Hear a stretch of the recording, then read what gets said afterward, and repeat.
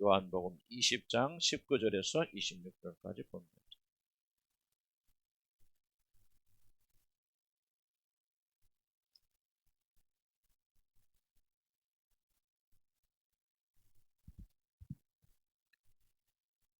(19절부터) (26절까지) 봉독해 25절까지 봉독해 올립니다. 29절까지. 이날 곧 안식 그 첫날 저녁 때 이 제자들이 유대인들을 두려워하여 모인 곳에 문들을 닫았더니 예수께서 오사 가운데 서서 이르시되 너에게 평강이 있을지어다. 이 말씀을 하시고 손과 옆구리를 보이시니 제자들이 주를 보고 기뻐하더라.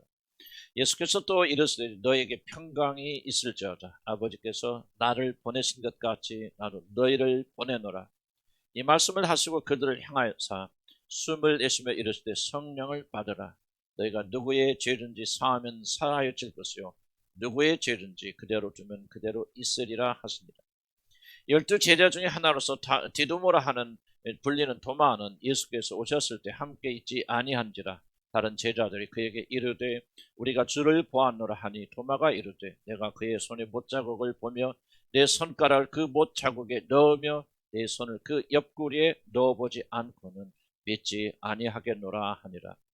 여드레를 지나서 제자들이 다시 집 안에 있을 때 도마도 함께 있고 문들이 닫혔는데 예수께서 오사 가운데 서서 이르시되 너에게 평강이 있을지어다 하시고 도마에게 이르시되 내 손가락을 이리 내밀어 내 손을 보고 내 손을 내밀어 내 옆구리에 넣어보라. 그리하여 믿음 없는 자가 되지 말고 믿는 자가 되라. 도마가 대답하여 이르되 나의 주님이시오 나의 하나님이시니이다. 예수께서 이르시되 너는 나를 본 거로 믿느냐. 보지 못하고 믿는 자들은 복되도다 하시니라. 주님 이 말씀에 기름 부어 주셔서 이 말씀을 듣는 자마다 깊은 깨달음이 있게 하시고 우리 마음에 이 말씀이 기록되도록 축복하여 주시옵소서. 예수 그리스도의 이름으로 기도 올리나이다. 아멘. 오늘은 우리 주님의 부활을 기념하는 우리 부활주일입니다. 예수께서 우리 죄를 대신해서 십자가에 못 박혀 죽으시고 죽으신 뒤 사흘 만에 우리 하나님께서 죽은 예수를 다시 살리셨다는 부활을 믿는 신앙은 기독교의 신앙에서 가장 중요한 신앙이라고 그렇게 말할 수 있습니다. 기독교가 무엇인가 한마디로 말한다면 죽은 데서 다시 살아나신 예수 그리스도를 믿는 종교다. 그렇게 말씀을 드릴 수도 있을 것입니다. 아마도 이것이 기독교 다른 종교의 가장 큰 차이점이다. 저는 그렇게 생각합니다. 그렇기 때문에 기독교에서 만약 부활을 빼버린다면 그리고 개인의 삶 속에서 부활의 신앙을 빼버린다면 기독교 자체는 무너지는 기독교와 개인 신앙의 기둥과 같은 것이 다른 것이 아니라 그리스도의 부활을 믿는 부활 신앙입니다. 부활 신앙이 없으면 기독교는 다른 종교와 아무런 차이가 없다라고 저는 그렇게 생각합니다. 우리 개인적인 신앙도 여러분 마찬가지입니다. 그리스도의 부활을 믿는 믿음은 가장 중요한 그런 믿음입니다. 우리들이 예수 그리스도의 부활을 믿느냐 믿지 못하냐에 따라서 우리들의 모든 운명이 결정됩니다. 우리들이 참된 그리스도인으로 만드는 것은 다른 것이 아니라 바로 부활에 대한 우리 개인의 신앙입니다. 부활 신앙이 있으면 여러분 구원을 받고 그러나 아무리 다른 것을 다 믿어도 여러분이 부활을 믿지 못하면 여러분 결코 구원받지 못합니다. 우리는 이런 질문을 우리가 스스로 우리 다른 사람에게 던질 수가 있을 것입니다. 아니 부활을 믿는 것이 왜 그렇게 중요한 것입니까?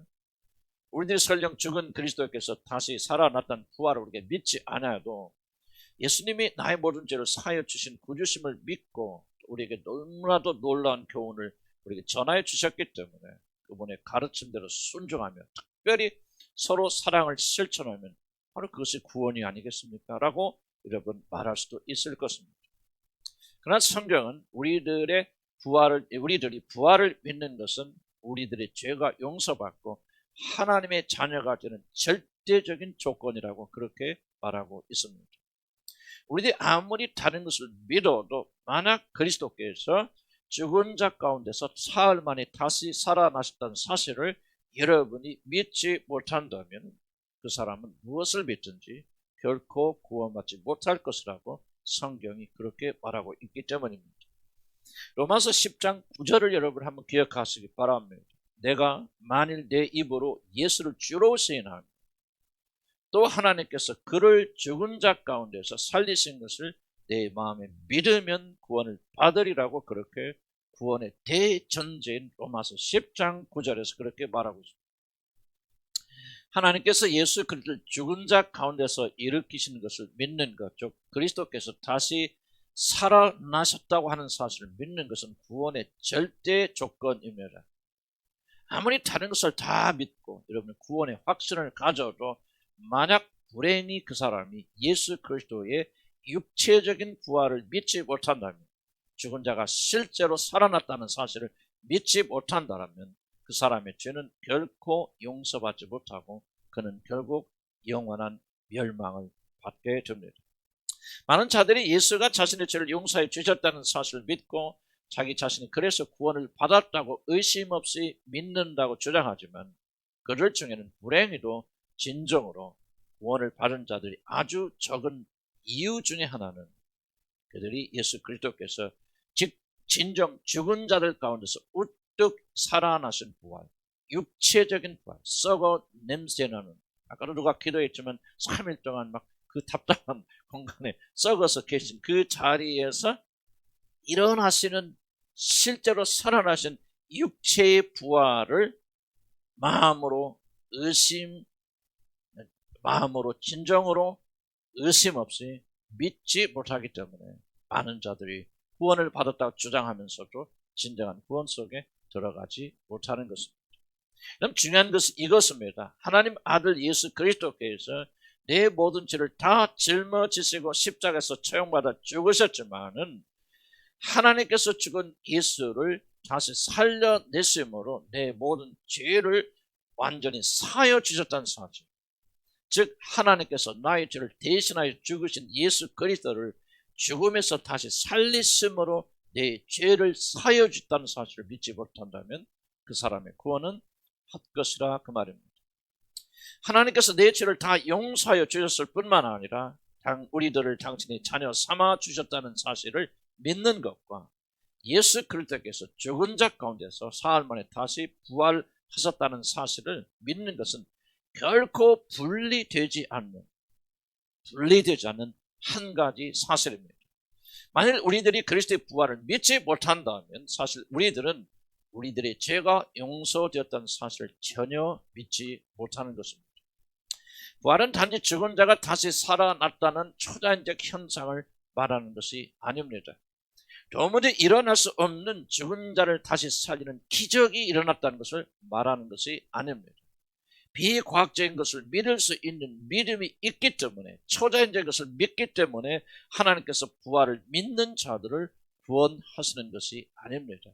부활을 믿는 신앙에는 아주 깊은 뜻이 있다는 것을 저는 수없이 여러분에게 반복했을 것입니다. 만약 그리스도께서 부활하지 못하고 그대로 죽어서 썩어 사라져 없어졌다면 어떤 일이 일어나겠습니까? 그리스도께서 꼭 몸으로 부활하지 않았어도 그의 영혼만 하늘에 올라가면 되는 것이지 왜 꼭 그의 몸이 부활하는, 이 부활이 일어나야만 하고 이것을 믿어야만 우리들이 왜 구원받을 수 있다고 그렇게 성경 말합니다. 그럼 이것을 이해하려면은 왜 유대인들은 예수님을 십자가에 못 박혀 죽이고 그렇게 기뻐하였는가를 여러분 이해를 하셔야 됩니다. 그 이유는 예수가 단지 죽었기 때문에 그들이 기뻐하는 것이 아니라 바로 예수 그리스도가 나무 십자가에 달려 죽었기 때문에 그들은 기뻐하고 즐거워하고 환호했던 것입니다. 신명기 21장 23절 한번 찾아볼까요? 신명기 21장 23절 한번 찾아보시기 바랍니다. 신명기 21장 23절 한번 봅니다.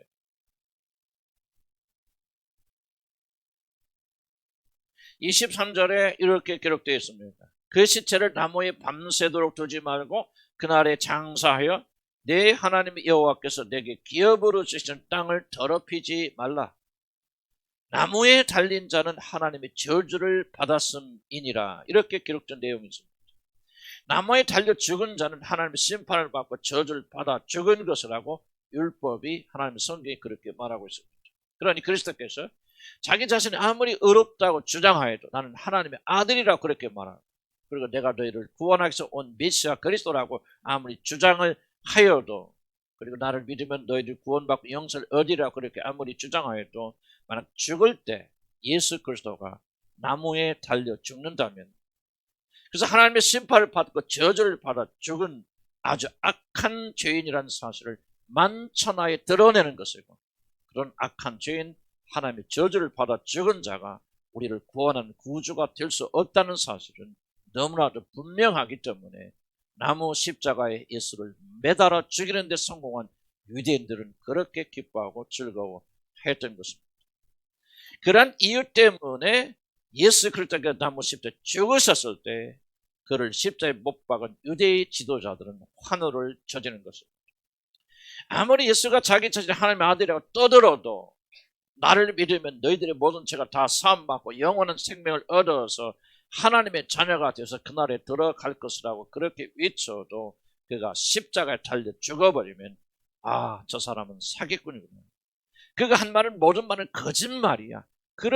그러니 하나님께서 저주를 내려서 저 사람을 그렇게 나무에 매달려 죽게 하시지. 그래서 예수 그리스도가 십자가에 매달려 죽는 것을 보면서 그래도 예수를 따르던 대부분의 사람들은 그 십자가 앞에서 발걸음을 돌이켜서 다시는 예수를 따르지 아니하였던 것입니다. 중요한 것은 이것입니다. 나무 십자가에 달려 죽어 영원히 썩어버린다면 지금까지 예수 그리스도께서 자기 자신에 대하여 우리의 운명과 구원에 대하여 그리고 하나님에 대하여 선포한 모든 진리는 다 거짓으로 드러나는 것입니다. 바로 이것 때문에 유대인들은 악착같이 예수를 십자가에 매달려 죽었고, 십자가에서 그가 죽었을 때 이제 예수에 관한 모든 것들은 다 끝이 난다고 그렇게 기뻐하였던 것입니다. 만약 부활이 없다면 단지 그가 죽은 것이 아니라 그의 모든 가르침과 그가 선포한 모든 진리가 함께 죽는다는 것입니다.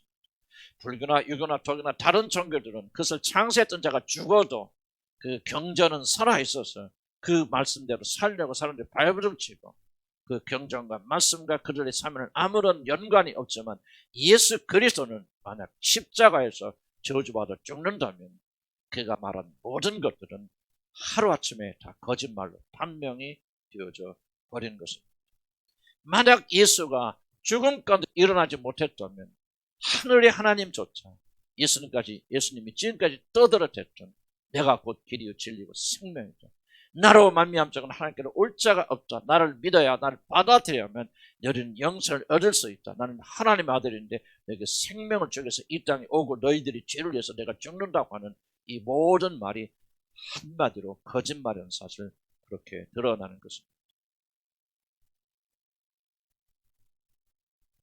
그가 부활하지 않고 그냥 죽어서 썩어버렸다는 말은 우리 구원에 대한 예수 그리스도의 모든 약속들이 다 거짓말이라는 그런 뜻입니다.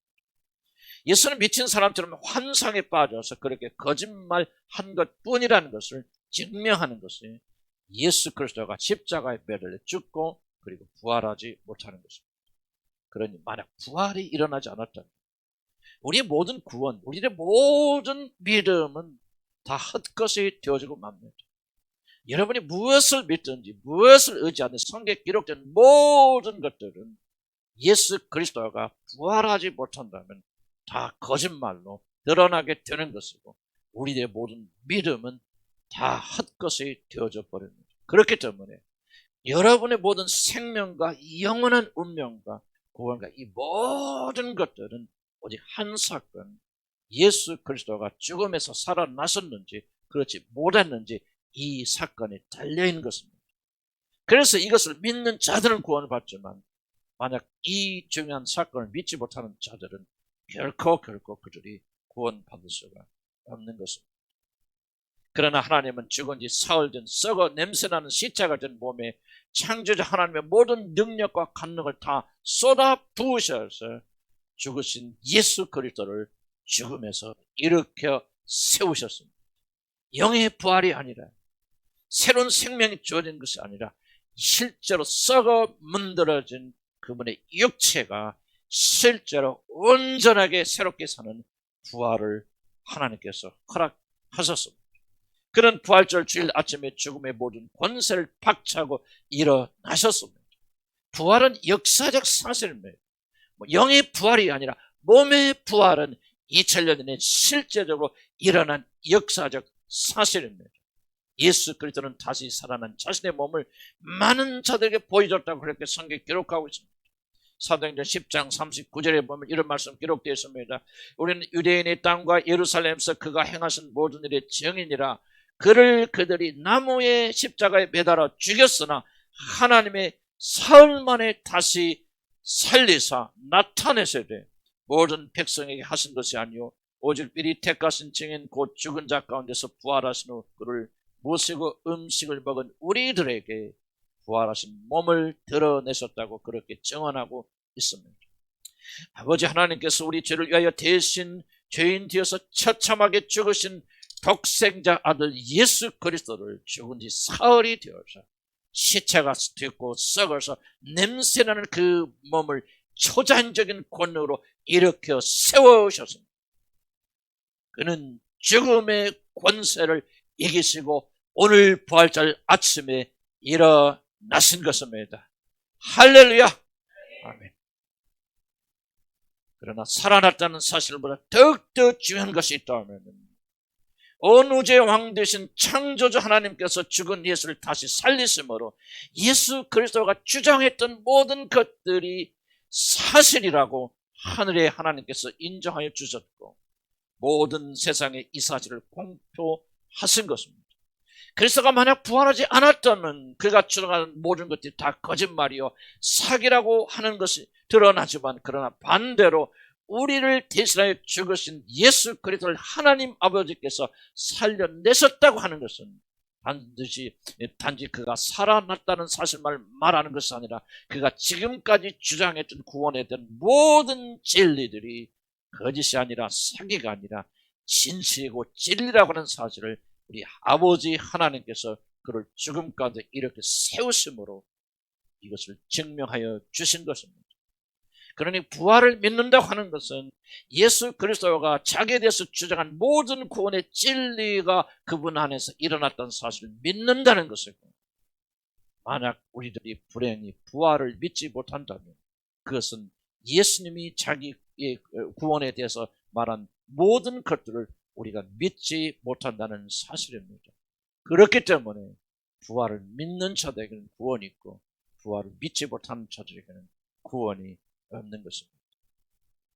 우리들의 모든 구원은 그리스도께서 부활하심으로 일어난 사건이고 우리의 구원의 모든 축복은 우리들이 그분의 부활을 받아들임으로 우리들에게 주어지는 것입니다.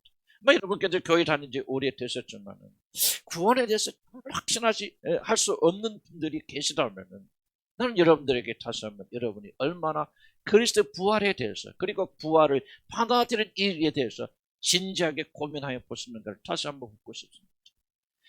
아무리 여러분들이 자기 구원을 확신하여도 나는 진짜 구원받아서 하나님의 자녀야 이렇게 의심 없이 믿는다 할지라도 여러분의 마음의 중심 속에서 진심으로 여러분이 예수 그리스도의 부활을 한 번도 깊이 생각해 보지 못하고 그리고 진심으로 그 부활을 믿지 못하고 받아들이지 못한다면 나는 여러분 자신에 대한 구원의 확신은 아무런 근거가 없는 헛것이라고 그렇게 말씀드릴 수가 있을 것입니다.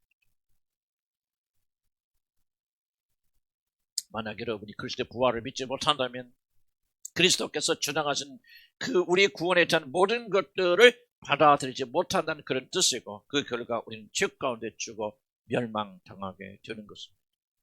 그리스도의 육체적인 부활 죽은 지 사흘 만에 죽음의 권세를 깨치시고 일어나신 부활의 이 역사적인 사실을 아무런 의심 없이 진실로 믿을 수 있는지 없는지에 여러분의 영원한 운명이 걸려 있습니다. 부활을 믿으면 구원을 받고 영원한 생명을 받지만 그리스도의 부활을 참으로 믿지 못한다면 한 번 더 진지하게 그냥 대충 나는 구원받아 이렇게 생각하지 진지하게 부활에 대한 질문을 던지고 이러면 거기에 확고하게 답변을 내릴 수 없다면 나는 여러분의 구원은 아무런 근거가 없다고 그렇게 말하고 싶습니다. 사랑하는 성도 여러분, 여러분 진심으로 아무런 의심 없이 마음 깊이 마음으로 예수 그리스도가 육신적으로 죽으셨다고, 육신적으로, 영적으로가 아니라 몸으로 죽으셨다가 몸으로 사흘 만에 다시 살아났던 사실을 여러분 의심 없이 믿습니까? 사랑하는 하나님의 자녀 여러분, 여러분은 단지 나의 죄가 용서받았던 사실을 믿습니까? 그렇지 않으면 나의 모든 죄를 짊어지시고 십자가에서 저주의 죽음을 죽으신 그분을 하나님께서 사흘 만에 일으켜 세우셨다는 사실을 여러분 온 마음을 다해서 믿습니까? 여러분 제가 용서되었다는 사실을 믿지만은 여러분 온 마음을 당해서 그분의 부활을 믿지 못한다면 여러분의 구원은 헛것입니다. 내가 만일 내 입으로 예수를 주로 시인하며 또 하나님께서 그를 죽은 자 가운데서 일으켜 살리시는 것을 내 마음으로 믿으면 구원을 받으리라. 이것은 구원의 절대적인 조건입니다. 만약 부활하신 그리스도를 믿지 못한다면, 예수 그리스도가 죽었다가 다시 사신 것을 믿지 못한다면 무엇을 체험할든지 무엇을 믿든지 불문하고 여러분은 아직 구원받지 못하는 것입니다. 부활을 믿지 못하는 것은 매우 매우 심각한 일입니다. 왜냐하면 부활을 믿는지 그렇지 않으면 믿지 못하는지 여러분의 영원한 운명이 바로 거기서 갈리기 때문에 그렇습니다. 그런데 문제는 부활을 진심으로 믿는 것은 그리 쉬운 일이 아니라고 하는 것입니다. 그냥 대충 넘어가고 진짜 부활이 있는지 없는지 깊이 생각하지 않고 그냥 아멘 아멘 하기는 쉽지만 여러분 마음을 열고 진심으로 그리고 전심으로 내가 참으로 예수 그리스도의 부활을 믿는지 그 마음을 조사하게 될 때 부활을 믿는 것은 생각보다 매우 매우 어렵다는 것을 여러분 발견하실 것입니다. 하지만 그렇다고 해서 너무 좌절하지 않기를 주의 이름으로 부탁합니다. 왜냐하면 오늘 성경에 보니까 심지어 예수님의 제자들도 예수 그리스도의 부활을 처음에는 받아들이지 못했다는 것을 우리가 알 수가 있습니다. 참 안도의 그런 숨이 쉬어집니다. 그런데 그들도 나중에 부활을 믿게 되었고 부활을 증하는 부활 전도사들이 되었습니다. 그래서 우리에게 소망이 있는 것입니다. 우리 제자들을 한번 살펴보시기 바랍니다. 예수님은 마리아에게 먼저 나타나셔서 이 제자들에게 가서 내가 살아났다는 그 제자들에게 말리거라 그랬지만 제자들이 마리아가 돌아와서 그 말을 할 때 제자들이 믿지 않았다고 성경에 기록되어 있습니다. 엠마오로 내려가던 두 제자들에게 부활하신 주님이 나타나셔서 그들에게 자기가 부활했던 사실을 알게 해서 깨닫게 해서 보여주셨습니다. 그래서 그 두 제자들이 급히 예루살렘에 돌아와서 예루살렘에 남아있던 제자들에게 우리가 부활하신 주님을 만났노라 그렇게 말했지만 나머지 제자들은 거의 믿지 아니하였습니다. 심지어 우리 주님께서 제자들에게 직접 나타나신 오늘에도 그들을 믿지 못하고 꿈을 꾸고 있나 그렇게 생각하고 있었습니다. 그래서 20절에 보니까 우리 주님 자신의 손에 못자국을 보여주시고 허리에 창자국을 보여주셨을 때 그들은 비로소 예수 그리스도가 살아나셨다는 것을 인정하고 믿었다고 거짓이 없는 성경의 말씀은 오늘 우리에게 그렇게 전달하고 있습니다. 그래서 우리 주님이 제자들을 만나셨을 때 요한복음에는 그러게 안 되었지만 누가복음 24장 25절에 이렇게 말하는데 이 미련하고 선지자들이 말한 모든 것을 마음에 더디 믿는 자들이 하면서 심하게 제자들을 꾸짖으셨습니다. 특히 예수님의 12 제자 중 한 사람 도마를 여러분 보시기 바랍니다. 처음 주님이 나타나셨을 때 그 자리에 없었던 그런 다른 제자들이 다 그리스도의 부활을 증언하였지만 그는 받아들이지 못하였습니다. 25절에서 이렇게 말합니다. 나는 내가 그의 손에 못자국을 보고 내 손가락을 그의 못자국에 넣으며 내 손을 옆구리에 넣어보지 않고서는 도무지 믿지 아니하겠노라. 믿을 수 없더라고. 그렇게 도리어 믿는 자들이 이상한 사람들이라고 그렇게 도마가 말하고 있습니다. 이들의 이야기는 그리스도의 부활을 믿는다 하는 것이 문자적으로 받아들인다 하는 것이 얼마나 어렵고 불가능한 이야기인가를 우리에게 보여주는 예입니다.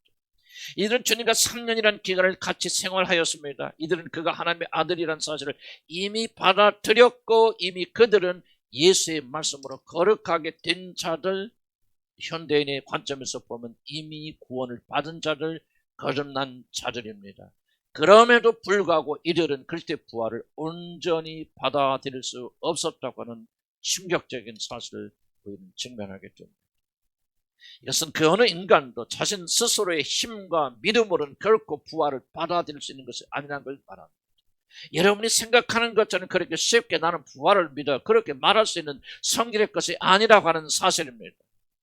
부활의 사건은 단지 과학적인 지식을 뛰어넘는 것이 아닙니다. 부활을 믿는 것은 자연적인 현상을 뛰어넘어서 초자연적인 일이 일어났다고 하는 것을 우리가 받아들이는 그런 정도의 믿음이 아닙니다. 죽은 자의 부활, 특히 우리 죄를 위하여 죽으셨다가 사흘 만에 다시 살아나신 예수 그리스도의 부활을 믿는 것은 하나님의 강력한 개입이 없이는, 거듭남이 없이는 우리 전 존재가 새롭게 바뀌어지지 않고서는 아예 믿는 것이 불가능한 일입니다. 우리들이 부활을 믿는 일에 또 하나의 장애가 있다면 그것은 사탄의 방해입니다. 만약 저와 여러분이 부활을 믿으면 우리는 구원을 받는다고 하는 사실을 사탄은 너무나도 정확하게 이해하고 있기 때문에 사실 부활을 믿지 못하도록, 부활에 대해서 생각하지 않도록 부활의 상징과 의미만 계속 강단에서 말하게 하지 실제적으로 역사적으로 부활이 일어났다는 사실을 어린아이처럼 믿는 일을 하지 못하도록 사단이 방해하고 있기 때문에 우리 그리스도인들조차도 부활을 믿는 것은 생각보다 쉬운 일이 아닙니다. 그래서 먼저 거듭나야만이, 거듭나서 전혀 새로운 존재가 되어야만이 여러분은 진정한 의미에서 예수 그리스도의 부활을 받아들일 수가 있는 것입니다. 죄의 허물로 죽은 상태에서는 결코 몸의 부활을 받아들일 수가 없습니다. 그래서 하나님은 죄와 허물로 죽은 우리의 영혼을 먼저 살려주시고 부활을 믿도록 그렇게 하십니다. 어떤 의미에서 이미 제자들 거듭나게 하시고 믿음을 주시고 나서 이제 부활을 증명하시는 것입니다. 그래서 이미 거듭난 자들을 향하여 그리스도의 부활을 믿으라고 명령하고 계시는 것입니다. 그러나 이것이 완성이 아닙니다. 우리들이 거듭났다고 다 부활을 의심 없이 받아내는 것이 아니기 때문입니다. 물론 부활을 믿는 믿음은 시작되었지만 그래서 우리들이 아직 작지만 믿는다라고 그렇게 말할 수 있지만은 제자들처럼 부활을 우리도 의심할 수가 있다는 사실입니다. 부활에 대한 우리들의 믿음은 자라나야 되고 완전하게 완성되어야 됩니다. 사실 우리 대부분은 그리스도의 부활을 이미 믿을지도 모릅니다. 그러나 중요한 것은 그 믿음은 우리들이 생각하는 것처럼 완전한 것이 아니라고 하는 사실을 저와 여러분이 인정할 필요가 있습니다. 때문에 우리들에게 부활에 대한 믿음이 심겨져 있다 할지라도 그 믿음은 자라야 되고 그 믿음은 반드시 완성이 되어야만 합니다. 우리들은 오늘 성경에 등장하는 제자들이 아예 믿음이 없다고 그렇게 단정하여서는 안 될 것입니다. 사실 우리들 중에 도마나 다른 제자들보다 믿음이 더 좋은 사람이 나는 있다고 그렇게 생각하지 않습니다. 그들은 이미 거듭났고 구원받은 자들이지만 아직 부활에 대한 신앙이 완성된 것이 아닙니다. 그래서 주님은 그들을 찾아오셔서 자기 자신의 부활에 대한 믿음을 제자들에게 지금 심어주고 계시는 것입니다. 사랑하는 여러분,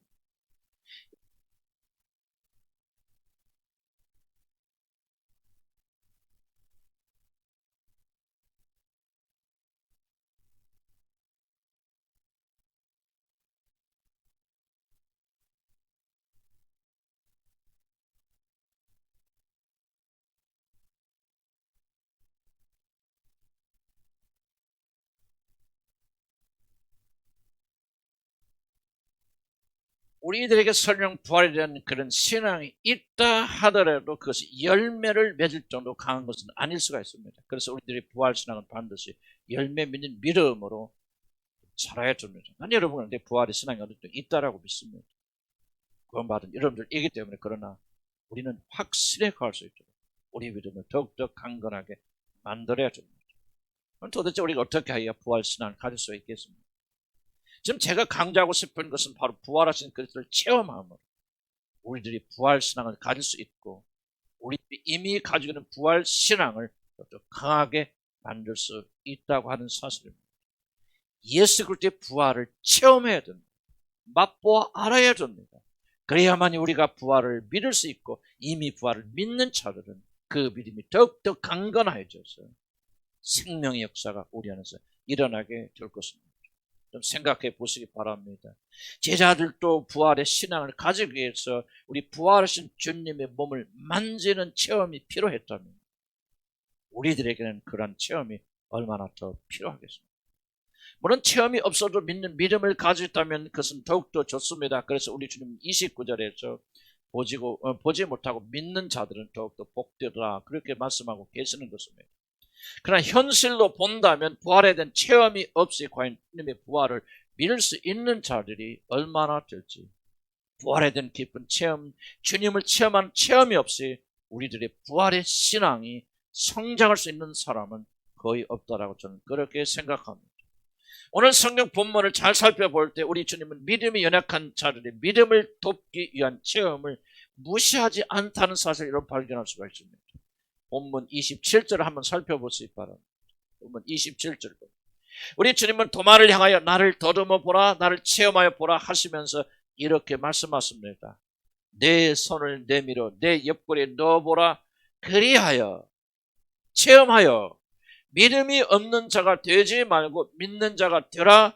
체험하지 못하여서 믿지 못하는 자가 되는 것보다는 체험하여서 믿음을 가지는 것이 훨씬 낫다고 하는 우리 주님의 말씀입니다.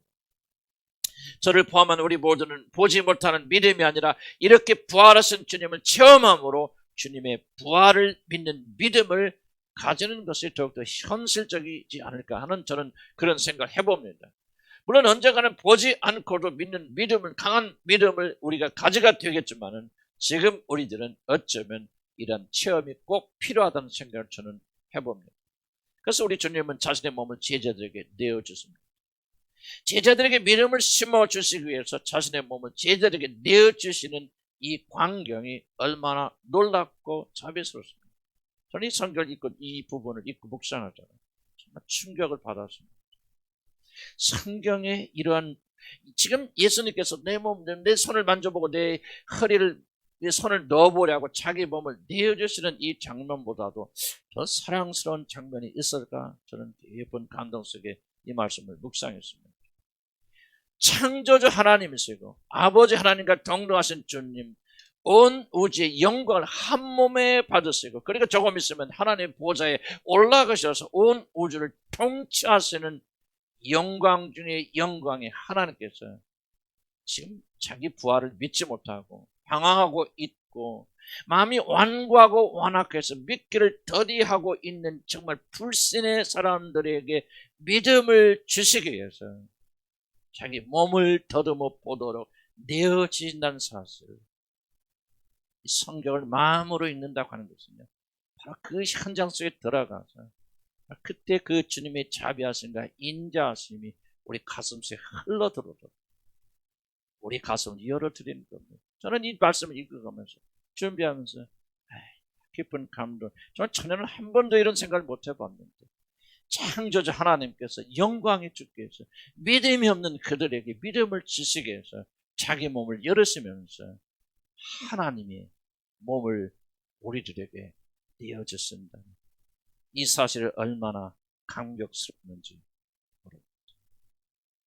사랑하는 성도 여러분, 존귀하신 왕께서는 우리 믿음이 없는 자들에게 믿음 없는 자가 되지 말고 체험하여서라도 믿음 있는 자가 되라고 우리들이 더듬어 보도록 자신의 영광스러운 몸을 지금 저와 여러분들에게 내어드리고 있다는 사실, 정말 놀라운 구세주이십니다.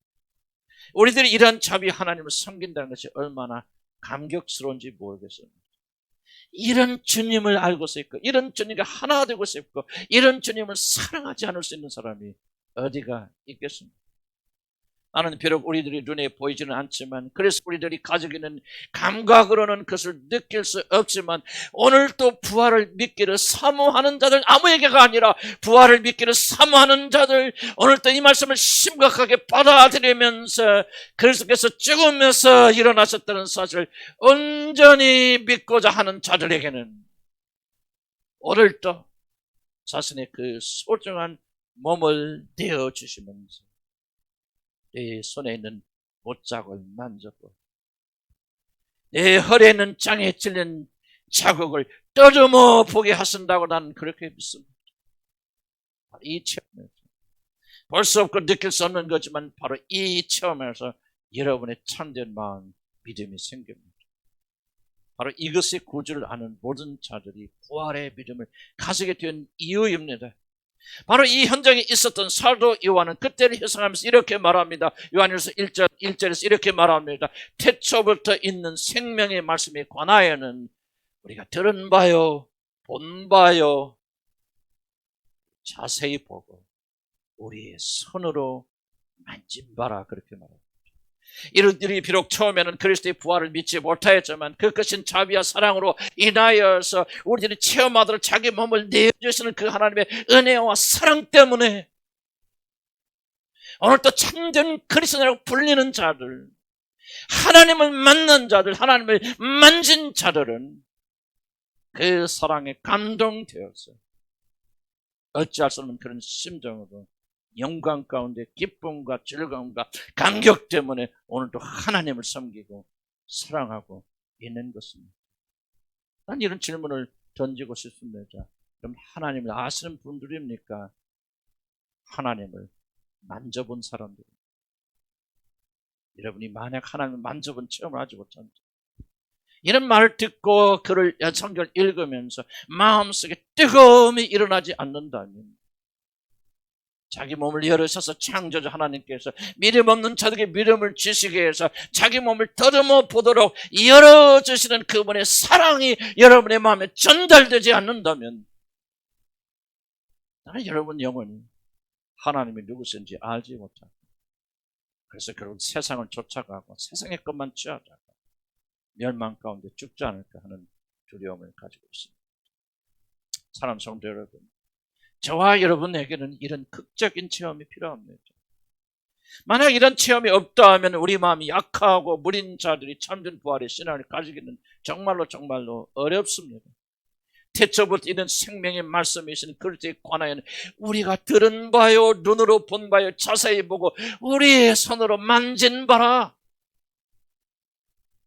이런 체험을 우리가 하지 못한다면 우리는 결코 성경에 기록된 자들의 믿음과 같은 믿음을 가질 수 없을 것이고, 구원은 받아서 천국에 갈지는 모르지만 부끄러운 구원 받아서 천국에 가서도 얼굴을 가리며 살아야 될지 모릅니다. 우리에게도 부활하시는 그리스도의 몸을 만지는 반드시 그런 체험이 필요합니다. 이러한 체험이 없이는 우리 같은 부족한 자들이 부활신앙으로 가득 찬 삶을 결단코 우리가 살 수가 없을 것입니다. 이제 마지막으로 아주 중요한 질문 하나가 남아있습니다. 그렇다면 우리들은 부활하신 그리스도를 어떻게 체험할 수 있습니까? 라고 하는 그런 질문입니다. 바로 여기 실질적인 어려움이 하나 있습니다. 왜냐하면 그리스도는 제자들에게 나타나신 그렇게 똑같은 방식으로 실제적으로 나타나셔서 오늘 또 우리 육체가 느낄 수 있는 방식으로 내 손을 만져보거나 내 허리에 손을 넣어보라, 그렇게 하시지 않기 때문입니다. 오늘 성경에 기록된 사건은 단 한 번 일어난 사건입니다. 그러므로 더 이상 똑같은 일은 반복되지 않을 것입니다.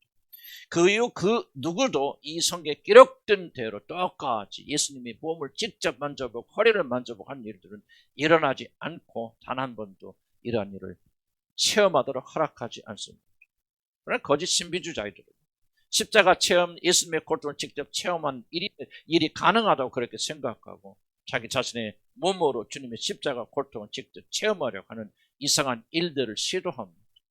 그래서 기도하고 누워있고 그러면 눈을 감고 있으면 자신의 손에 막 실제로 예수님의 막 손에 못이 박히는 아픔을 느끼고, 그리고 창이 막 찔리는 것 같은 고통과 눈 막 그런 소리를 지르고 괴상을 지르고 굴러다니기도 하고 그렇게 통증을 느끼려고 하는 사람도 있습니다.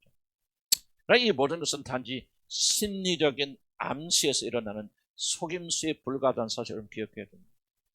이런 일이 일어날 것이라 그렇게 기대하고 간절히 바라면 마치 최면술에 걸린 것처럼 사람들은 그런 착각 현상을 체험할 수 있는데 그것은 철저한 속임수입니다. 이것이야말로 일종의 종교적 사기라고 나는 그렇게 말씀드리고 싶습니다. 실제로 예수님의 고통과는 아무런 관련이 없는 것입니다. 왜 제가 그것을 사기라고 말합니까? 그런 체험을 한 자들이 하나도 변하지 않는다는 것을 저는 수없이 목격하였기 때문입니다. 예수님의 고통과 지금은 경험했다, 막 구르고 날르고 아프다 난리 피는데 나는 그런 사람들이 진짜 변화해서 새로운 사람이 되어진 것을 단 한 명도 목격하지 못하였습니다. 여전히 똑같은 사람들, 여전히 부패된 사람들, 여전히 그런 신비한 체험만 쫓아다니는 사람들도 남아 있었습니다. 이에 반하여서 왜 제자들에게 일어난 일은 그렇게 참이라고 그렇게 말할 수 있어요? 그들도 짜고 속임수로 우리들 속이는지 어떻게 압니까? 그들의 체험이 참된 이유는 주님께서 그들에게 나타나셔서 부활을 증명하신 그 사건 뒤에 이들은 완전하게 180도 변화되었기 때문입니다. 부활을 체험하기 이전과 부활을 체험한 이후는 전혀 다른 새로운 사람으로 그들이 변화되어졌습니다. 특히 의심 많던 도마를 여러분 생각해 보시기 바랍니다. 그리스도의 몸을 더듬은 뒤에 그가 무엇하고 말합니까? 28절에 보면 당신은 나의 주 나의 하나님이십니다. 그렇게 고백하고 있습니다. 그럼 이것은 단순한 고백이 아닙니다. 이 짧은 고백은 인간이 할 수 있는 가장 위대한 고백입니다. 이것은 인간이 볼 수 있는 가장 깊은 통찰력이고 이것야말로 인간이 받을 수 있는 가장 놀라운 계시입니다. 십자가 달려 죽으셨다가 부활하신 나사렛 목수 예수가 그 위대하신 하나님 디도의 고백처럼 크고 위대하신 하나님이신 우리 주 예수 그리스도라는 것을 발견한 놀라운 발견. 그래서 그들의 모든 삶을 송두리째 뒤바꿔 놓는 변화가 오늘 이들이 예수님의 손을 만져보고 허리에 손을 집어넣는 이 체험을 통해서 일어난 사건입니다. 도마는 이후 변하지 아니하고 끝까지 승리의 삶을 살다가 여러분 잘 아시는 대로 인도에서 부활하신 주님의 영광을 위해서 목배임을 당하고 순교당합니다.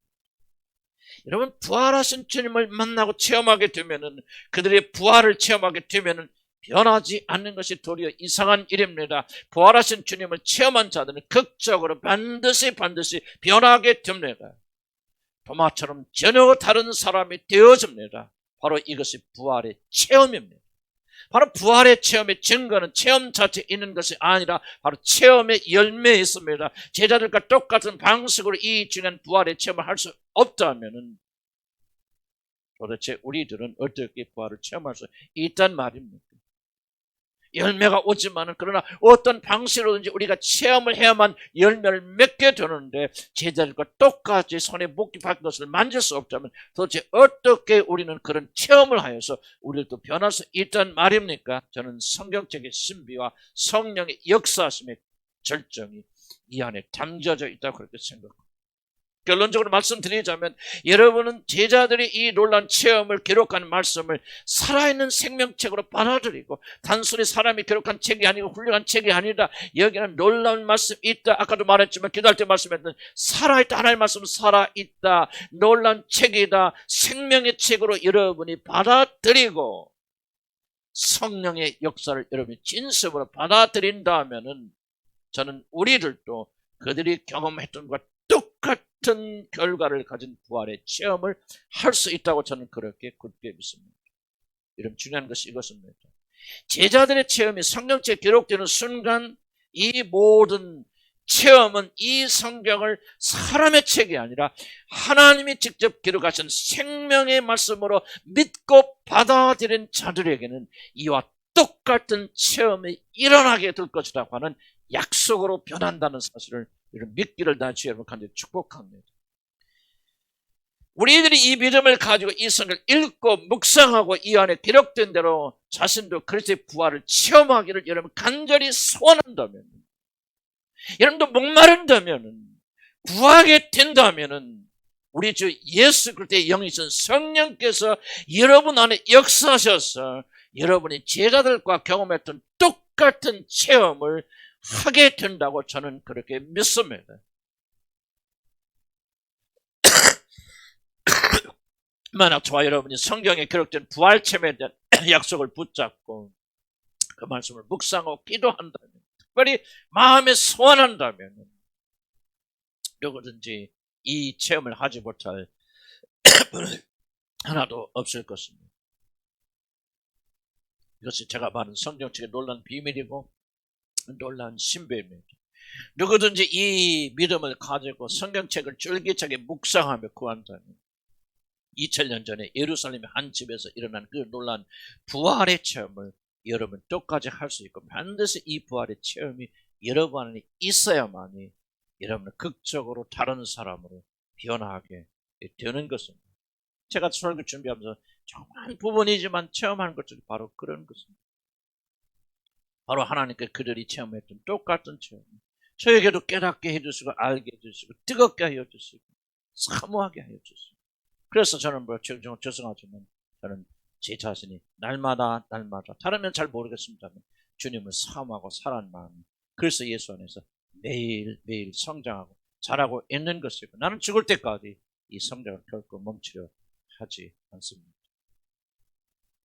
왜 그런지 믿음을 가지고 줄기차게 이 부분을 묵상하고 구한다면 여러분 반드시 그들이 경험했던 똑같은 체험을 하게 될 것입니다. 물론 우리들은 제자들처럼 그렇게 보고 만지는 체험을 하지 못할 것입니다. 그러나 우리들이 만질 수도 없고 볼 수 없다 해도 이 체험이 우리 안에서 영적으로 일어나면 그 어느 순간에 여러분 그리스도를 향해서 나의 주, 나의 하나님, 내 영광의 주심의 나의 존귀하신 하나님이라고 고백하고 마음과 전심을 다해서 고백할 수 있을 것입니다. 그 순간부터 여러분 비로소 영원히 변하게 되었습니다. 그래서 우리는 성경에 등장하는 인자들과 같이 순종하는 영광스러운 삶을 살 수 있게 될 것입니다. 보이지 않고 들리지 않던 우리 손으로 만질 수 없어도 어린아이와 같은 단순한 믿음으로 제자들에게 주어진 부활하신 그리스도를 만나는 체험을 여러분 사모하게 됩니다. 언젠가는 그들에게 일어난 것 똑같은 결과가 여러분에게 주어질 것입니다. 바로 그럴 때 나에게 제자들에게 일어난 일과 똑같은 일이 일어났다는 것을 알게 될 것이고, 이제 부활의 능력을 붙잡고 살아가는 자들이 될 것입니다. 이것은 사실이고 현재도 수많은 사람들이 이렇게 부활하신 주님을 매일 만나고 있습니다. 머리만 아니라 마음이 아니라 진실로 부활하신 주님을 체험하고 있습니다. 그래서 수많은 사람들이 오늘 또 결심하고 결단하고 이제 주님을 사모하는 마음이 불붙어서 어떤 어려움 앞에서도 굴복하지 않고 주님을 향해 나가는 것입니다. 다만 우리의 눈에 보이지 않을 뿐이지 우리는 믿음으로 그러한 일이 일어나는 것을 알고 보고 듣습니다. 그렇지 않고서 이렇게 의심 많고 연약한 인간들이 어떻게 주님만을 사모하는 자로 변화할 수가 있겠습니까? 사랑하는 성도 여러분, 부활 신앙은 우리들의 모든 운명을 바꿉니다. 그리스도가 지금까지 살아났다는 사실을 믿지 못하면 우리는 영원히 구원받지 못할 것입니다. 두려움과 떨리는 마음, 간절한 소원을 가지고 오늘 말씀을 묵상하시기를 간절히 기원합니다. 그리고 이 오늘 말씀, 제자들이 만났던 주님을 만나서 그와 똑같은 체험을 하게 하여 주시라고 간구하시기 바랍니다. 주님을 체험하기 위해서 이 믿음의 손을 뻗어 그분의 손을 여러분의 손으로 한번 비벼보시고 그분의 허리에 여러분의 손을 넣고 여러분을 위해서 찔리신 그 상처를 더듬어 보시기 바랍니다. 주님의 부활을 체험하게 하여 달라고 간절히 기도하시기 바랍니다. 그러면 언젠가 반드시 여러분은 제자들처럼 이 체험을 하게 될 것이고 도마처럼 이렇게 고백할 것입니다. 나사렛 예수시여, 당신은 나의 구주, 나의 하나님이십니다. 당신은 나의 모든 것이 모든 것이 되는 분입니다. 목마른 사슴이 주님을 찾아 헤매듯이 주여 나의 영혼은 오직 주님께만 목말라 있습니다. 나의 왕, 나의 하나님, 나의 구주, 당신을 사랑합니다.